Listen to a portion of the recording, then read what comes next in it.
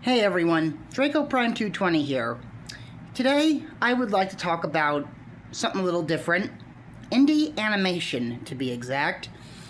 Indie animation has become quite a thing in the public, so I wanted to bring a couple things to people's attention.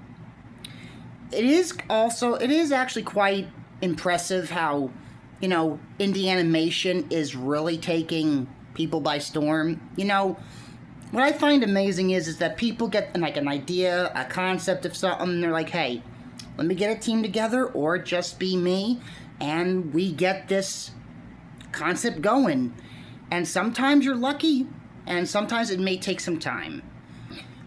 For example, Hell of a Boss, Has Been Hotel were once indie projects that have now become full-on animated projects for Prime Video.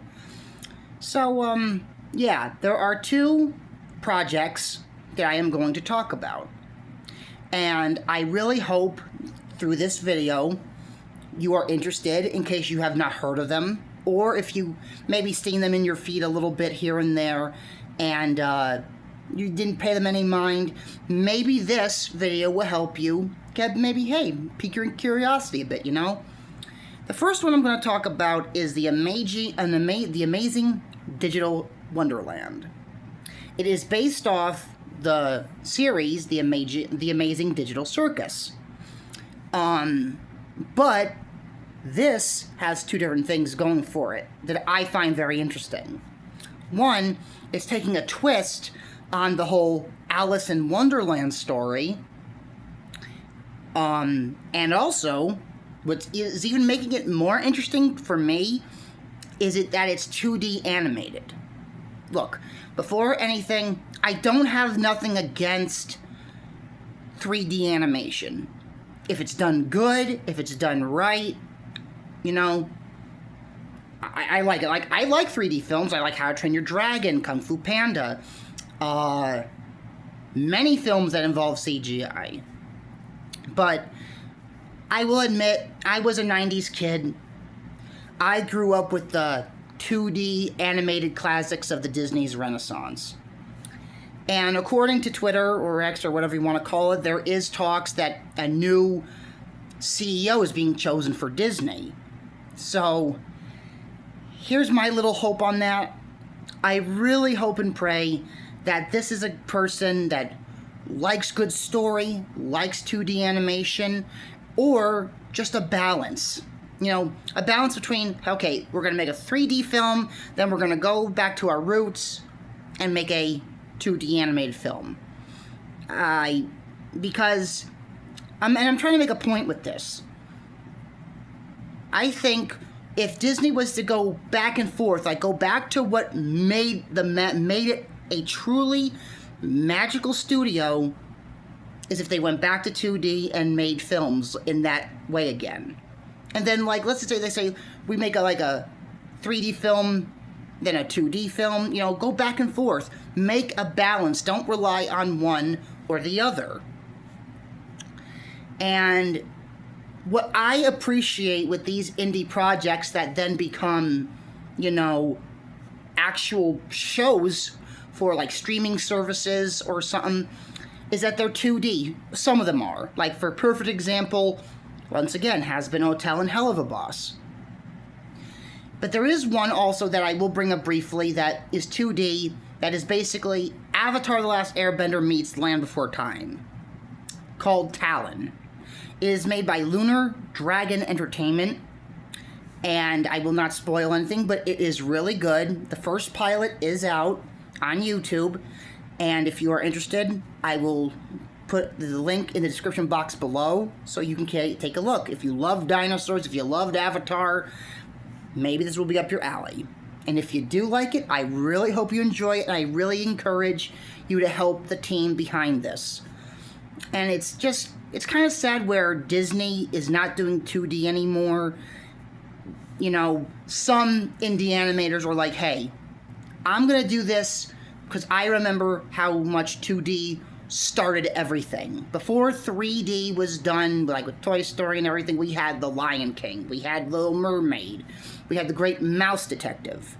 We had good in the 90s. Early 2000s, a little bit. Some underrated gems, and some movies were like, what the heck is that? You know? But I do appreciate that legacy of part of Disney, and the fact that people still appreciate 2D animation, that says a lot. Now, we have no release date for the Amazing Digital Wonderland yet, but the trailer and the cast video are out, and it is made by the YouTube page Snoopy7C7, also known for making the MOP audio drama Life's a Breeze and its sequel. So that will also be in the description box down below for you to check it out. Now there's one more I wish to talk about. I know we're all craving pony content. China, I am not jealous of China, but China's eating very good where pony content is, and my reaction to that is, it kind of sucks that we're not eating as good, but at least someone in this world is enjoying pony content. At least someone is. You know, at least some people in this world are getting to enjoy the magic that is My Little Pony. Now, there is a other indie project. I've been following this project for a very long time. Very long time. It is called Midnight Mares. It is inspired by MOP. It's not necessarily My Little Pony, but it's inspired by it. And the two characters I will reveal, the one, his name is Daybreak, you know, similar to Daybreaker, but this character is nothing like Daybreaker. Daybreak is a pony goddess, and she has a daughter. I will not spoil anything. If you have not seen the trailer, it kind of reveals who she is and where she comes from, named Nightfall. During November of 2025, they put out, Midnight Mares put out a short saying, "Trouble is brewing in Terrastede, and the adventure begins sooner than you think." Well, this month, Midnight Mares revealed that there's going to be some footage revealed on Valentine's Day, out of all days. But in the description box, it said, "Valentine's Day, the countdown begins." Okay, so I was under the impression, oh, we're gonna get like a 3-minute sneak peek, then it's gonna start the countdown to the actual full pilot. Well, Midnight Mares themselves got a hold of me and said, actually, it's like the first 10 minutes of the footage of the pilot. And now, this is how I'm taking it. We're going to get like 10 minutes of footage, then the countdown begins. That will lead to the actual release of the full pilot. Now, I'm kind of curious. Is this pilot like almost like a full-on movie? Because for how long this series has been taken to be made, I'm going to guess it's like maybe like almost like a full-on movie. Like maybe over an hour or something. That's my guess. Because we're practically, this Midnight Mares said that basically almost 10 minutes of footage we're going to get. So, yeah, if you are craving pony content, sorry about that, if you're craving pony content and you really, you know, if you want some to actually, you know, eat something to chew on until Hasbro decides, hey, we're going to give them something. Because I'm going to say it like this. Do I personally believe we're going to get an actual animated show from My Little Pony this year?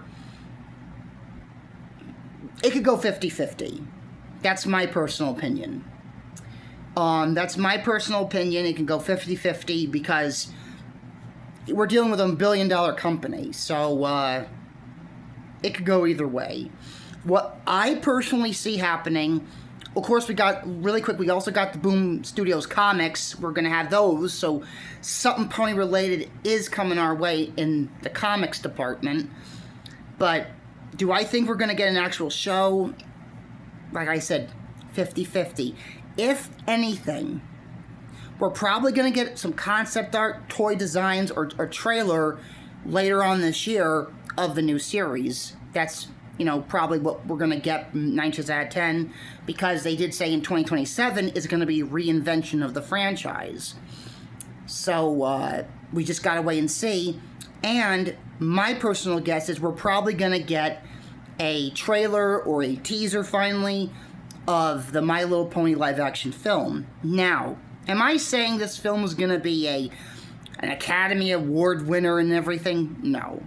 No. Do I see it being an interesting, entertaining movie? Yes.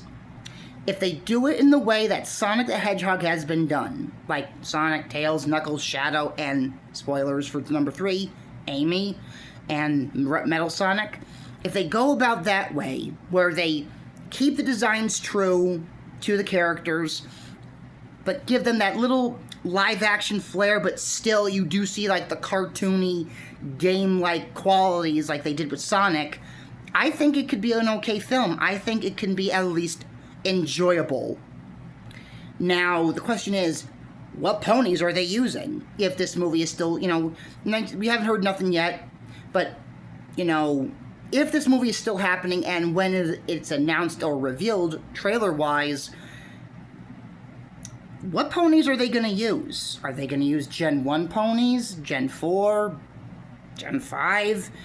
What are they going to do? Heck, for all we know, they could probably use a mixture of all generations. Like, take one pony from each generation, like the main generations that we have seen. Gen 1, Gen 4, Gen 5.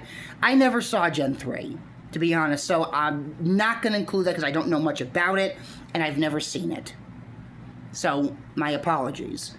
But, yeah, until we get something from Hasbro, which I'm really hoping soon, and I'm really hoping during the course of this year. Look, I get it. The year has just started. This has been the first month of the new year. Do I really expect them to, drop news at the beginning of the year? No.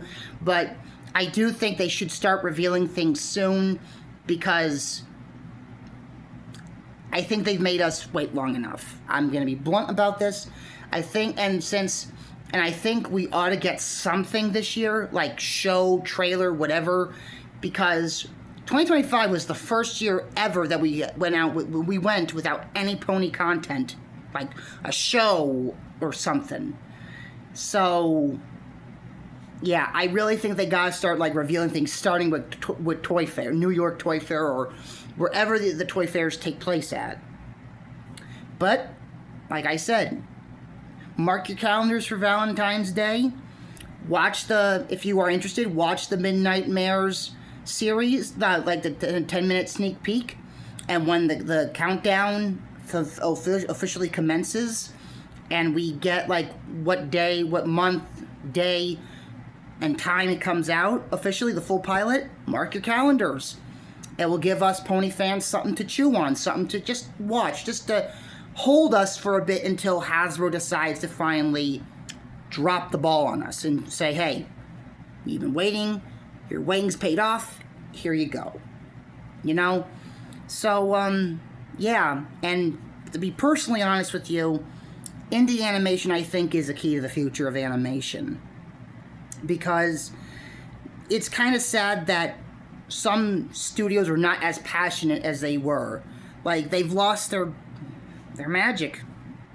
And I'm sorry, yeah, Disney has had some hits and some misses. Oh, have they had some misses. Snow White! Snow White! Yeah. If you got that, And I'm gonna say this. There is a Snow White, My Little Pony based audio drama that I really think people should go and see. It's on Blue Heart Tattoo's YouTube channel called Element of Kindness. And this is really shocking, but I'm very impressed by this. How is it Blue Heart Tattoo's audio drama, Element of Kindness, is more better, creative, and faithful to the Snow White story than the live action piece of garbage we got with Gal Gadot, and I don't even know who played Snow White. I don't even know. To be honest, I never watched it. Only thing I saw was the trailers. And I knew Gal Gadot was in it because she played Wonder Woman. By the way, she was a good Wonder Woman, but she doesn't sing very well. Sorry, Gal. Sorry, Miss Gadot. I'm sorry. Sorry about that. Nothing against Gal Gadot, but I think they could have chosen someone else to play the evil queen. And I really don't know why Disney touched Snow White, because that's the movie that started everything. That was the movie that started Walt Disney's full-on legacy of the Walt Disney Studios, and gave us such endearing classics like Pinocchio and all the other films that he gave us. Jungle Book, 101 Dalmatians. And the thing is, you know, they weren't afraid to show some very intense scenes. Like, there was scenes where, like, Cruella de Vil was like about the Dalmatian puppies. Poison, smash, bash them on the head. Got any chloroform? I don't know. I don't care how you kill the little bees, but do it! And do it now! And on top of that, her, like, driving her damaged car, fire coming out of the engine, and her hair a mess, and her eyes all spirals and red and crazy. Like, that's some freaking nightmare fuel there. That is some nightmare fuel there. Also, the other thing is Pinocchio. One word. Donkey. That's all I'll say. Back then, Disney was not afraid to show some scenes and actually teach lessons. Here, now these days, Disney has kind of fallen from grace a bit. Yeah, like I said, they have some hits, they have some misses. I just think indie animation is the future, because sometimes where a company loses passion and magic, someone on the internet manages to recapture that passion and magic. And to those who do that, I give you a thumbs up and more power to you, and I hope you succeed. Yeah, so, and on a side note, how come 101 Dalmatians has not become a Kingdom Hearts world? That would make an interesting world. It's so, like, you could, you know, on a side note, Kingdom Hearts, seriously, how come 101 Dalmatians has not become a Kingdom Hearts world? You could have had Jasper, you could have Jasper and Horace as a boss, Cruella de Vil, searching for the puppies. You can visit London, Pongo and Perdita's actual home, and go to the eerie forest and snowy covered countryside and DeVille Manor, the DeVille place. Like, I'm surprised they haven't done that yet. And can you picture Sora as a puppy, and of course Goofy as a dog, and maybe Donald Duck as a parrot, like a parrot similar to the one from 102 Dalmatians? That would be kind of cool, but you never know. Maybe someday that'll happen, you know. But yeah, I will be giving the links of these channels down in the description box below. Like, if you like the video, like, subscribe, and I will see you next time. This is Draco Prime 220, signing off.